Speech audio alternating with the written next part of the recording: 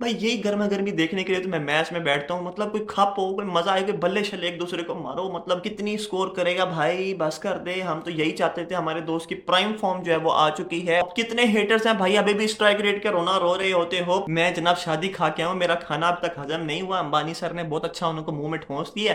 हाँ जी, we are back with another video. भाई जन क्या हाल चाल है? ठीक ठाक ना, मजे में हो? और दो मैचेस के अपडेट के साथ तुम लोगों का भाई फिर से हाजिर हो गया है। एक मैच हुआ था दोनों क्वालिफायर के दरमियान, मुल्तान सुल्तान और कोयटा के दरमियान। और पिछला मैच हुआ था पेशावर जलमी और कराची किंग्स। कराची किंग्स तो आउट हो गया था, लेकिन जाने से पहले मैंने सोचा शायद कराची का होम ग्राउंड है, शायद कहीं ना कहीं वो मैच पेशावर को हरा दें। और कहीं ना कहीं ये मैच बन भी रहा था कराची की तरफ। लेकिन भाई पेशावर जलमी है। द बॉब्जी द किंग बाबर आजम ने एक दफा फिर जो है लोएस्ट पीएसएल का डिफेंडिंग भी कर लिया। 145 रन का टारगेट भाई बनने नहीं दिया अगलों को। शुरू से बात कर लेते हैं भाई मैच के रिव्यू के बारे में भी और थोड़ी बहुत अपडेट्स के बारे में भी। पेशावर ने जनाब टॉस जीता है और पहले बैटिंग की है। और हमेशा की तरह दोनों ओपनर्स बहुत अच्छा खेल रहे थे और 50 प्लस स्कोर हो गया था। साइम अयूब और बाबर आजम की बात करें तो पूरे पीएसएल के अंदर भाई ये पूरी जो दोनों ओपनिंग जोड़ी थी ना, वो बहुत डोमिनेट नजर आ रही थी। और हमेशा की तरह बाबर ने एक दफा फिर जो है 50 मार दी है। कितनी स्कोर करेगा भाई, बस कर दे। हम तो यही चाहते थे, हमारे दोस्त की प्राइम फॉर्म जो है वो आ चुकी है और यही चाहते हैं भाई। पीएसएल तो हो रहा है, कोई मसला नहीं, ट्रॉफी जो है वो अपने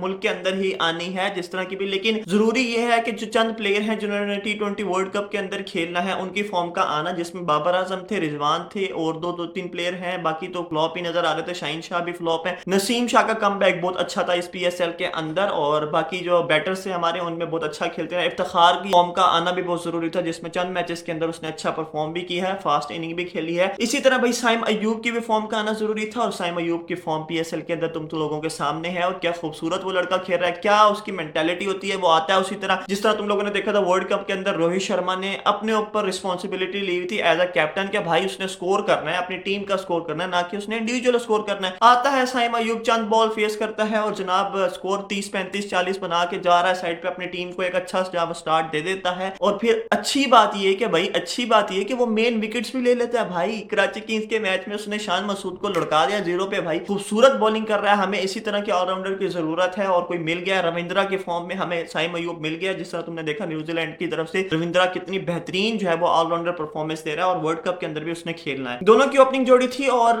50 प्लस स्कोर होने के बाद स्कोर तो ऐसा लगता था कि भाई स्कोर जाएगा कोई 170 180 प्लस। लेकिन विकेट जो थी ना, कहीं घपला कर रही थी और स्विंग भी हो रही थी, टर्न भी हो रही थी। और इस गंदी विकेट के ऊपर भी बाबर ने 50 मारी है और अनलकी रहा है दोस्त मेरा। और टीकेसी आई थिंक खेल रहा था, उसने जनाब रन लेने की कोशिश की है तो वो आउट हो गया जाहिद पे। लेकिन जाहिद की बॉल पे उसने जो छक्का मारा है ना भाई, ऑफ स्टंप वाली बॉल को, मैं कहता हूं दैट वाज अमेजिंग। क्या खूबसूरत शॉट खेली थी। मतलब दो उसने वो फ्लिक शॉट खेली हैं, दोनों ऑफ स्टंप पे खेली हैं। और एक पे छक्का गया, दूसरे पे वन बाउंस होके बाउंड्री टच की है, यानी कि चौका हो गया। लड़का भाई प्राइम फॉर्म के अंदर आ गया है, तुम मानो। अब कितने हेटर्स हैं भाई अभी भी स्ट्राइक रेट के रोना रो रहे होते हो। पूरी टीम के अंदर इसका एक इंडिविजुअल स्कोर होता है, दूसरी तरफ पूरी टीम का स्कोर मिला लो, बाबर के स्कोर को कंपेयर फिर भी नहीं कर सकते। खैर भाई हारिस आया, उसके बाद एक आउट हो गया था साइम अयूब, अनलकी रहा, वो भी उसका एज हो गया था, विकेट हो गई थी। उसके बाद हारिस आया है और हारिस की भी फॉर्म इस पीएसएल के अंदर कुछ खास नजर नहीं आ रही थी और वो भी एक दो चौके मार के आउट हो गया है। हसीबुल्ला की फॉर्म भी भाई तकरीबन कोई खास नजर नहीं आई। उसके बाद टीकेसी आया है, लेकिन कोई ज्यादा स्कोर नहीं कर पाया। पूरे पीएसएल के अंदर मेरे ख्याल में सिर्फ दो ही स्कोर कर रहे थे, तीन स्कोर प्लेयर कर रहे थे, साइम अयूब, रोमन पावल और बाबर आजम। रोमन पावल में फिर जनाब 30 स्कोर करके तकरीबन 145 तक पहुंचा दिया था। लग रहा था कि स्कोर अच्छा जाएगा, लेकिन नहीं जा पाया। खैर कोई गंदी विकेट थी, एंड में आके जनाब स्विंग भी हो रही थी, जाहिद की बॉल को समझ नहीं आ रही थी भाई, लेकिन बाबर बहुत अच्छी परफॉर्मेंस दे गया। खैर उसके बाद जनाब बैटिंग आ गई इसकी कराची किंग्स की, तो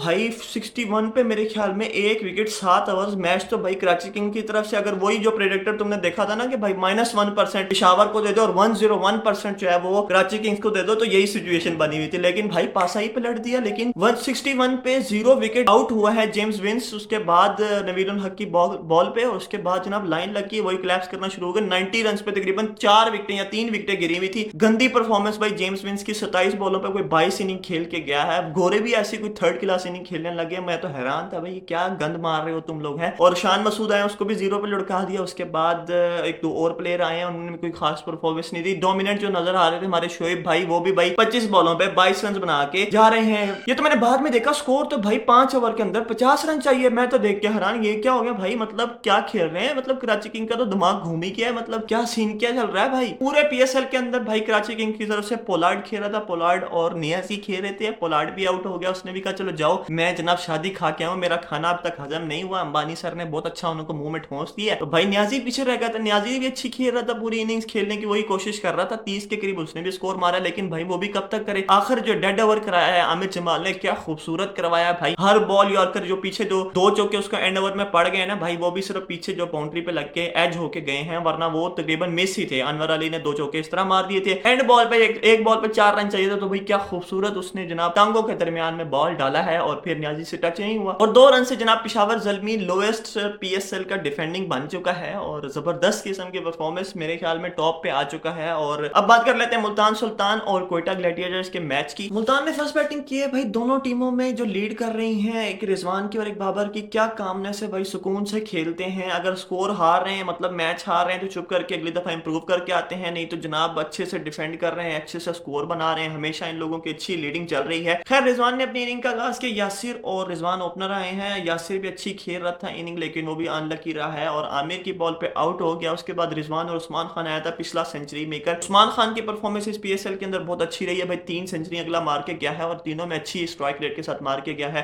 एब्रा ने उसको आउट किया है, यानी कि इब्रार भाई ने उसको विकेट उड़ा दी है उसकी, और उसने फिर वो यूं वाले इशारे मारे कि जा भाई काम कर अपना, ठीक है। उसके बाद जनाब जॉनसन चार्ल्स भाई खुशदिल शाह को रिप्लेस करके जॉनसन चार्ल्स को डाला है भाई। मतलब मुल्तान सुल्तान तो जश्न मना रहे होंगे भाई, वो दूसरी 50 स्कोर कर गया है। मतलब पहले में भी उसने अच्छा स्कोर किया था और पता नहीं 42 मारा था आई थिंक, और अभी उसने 55 मारा है और 27 या 28 बॉल्स के अंदर खेला। कितना जबरदस्त लड़का खेल गया। मैं तो यही कहता हूँ भाई फॉरेन प्लेयर्स को डाला करो, अपने वाले तो मेरे ख्याल में इसी तरह। खुशदिल शाह तो जितने कैचेस ड्रॉप कर रहा था उतने तो उसने मेरे ख्याल में स्कोर नहीं किया भाई पूरे पीएसएल के अंदर। दूसरी तरफ रिजवान ने भी भाई एक दफा फिर सेंचुरी मार दी, दूसरी तरफ से बाबर मार रहा है, इधर से हमारा रिजवान भाई मार रहा है। जबरदस्त ओपनिंग हमारी जोड़ी बनी पड़ी है, वही T20 वर्ल्ड कप की दोनों ओपनर आएंगे और दोनों ने 100 पार्टनरशिप बनानी है पहले मैचेस के अंदर। उसके बाद जनाब इन लोगों ने स्कोर इफ्तिखार इफ्ती मिनिया भी आया है, उसने भी अच्छा स्कोर किया है, कोई 20-25 मारा है, 20 आई थिंक और 8-9 बॉलिंग खेली हैं भाई। इफ्तिखार का भी इसी तरह स्ट्राइक रेट होता है, वो आता ही एंड ओवर पे आया और उसने मारना ही होता है, उसके बाद कोई ऑप्शन बचता ही नहीं है। 185 का टारगेट दिया है और अच्छा टारगेट मिला था क्वेटा ग्लैडिएटर्स को। उनके पास भी ओपनर थे, पिच मेरे ख्याल में कोई नॉर्मल थी क्योंकि बैटिंग पिच भी कह सकते थे। और लेकिन मुल्तान सुल्तान के पास तुम लोगों को पता है बॉलिंग है और फिर रिजवान का स्टाइल है, अपने आप के अंदर उसकी कैपेबिलिटी भाई, लीडिंगशिप की उनके अंदर बहुत अच्छी सलाहियत है रिजवान भाई के अंदर और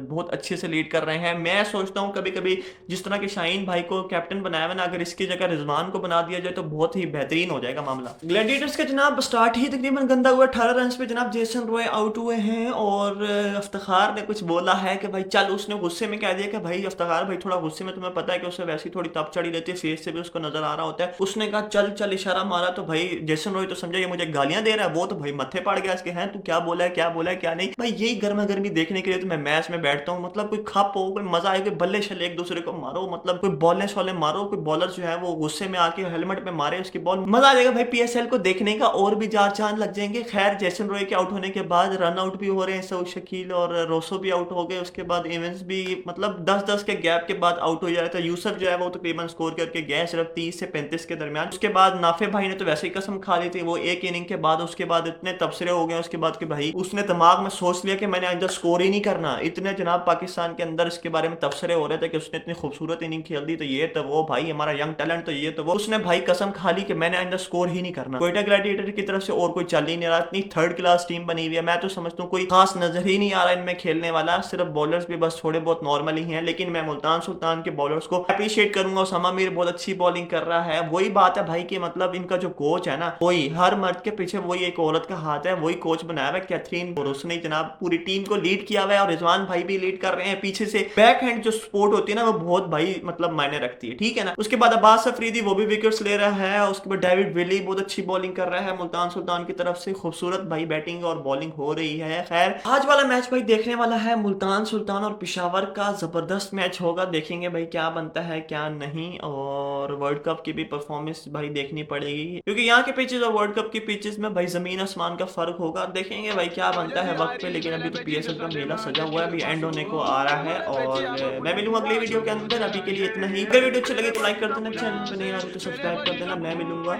बाय बाय, टेक केयर, अल्लाह हाफ़िज़।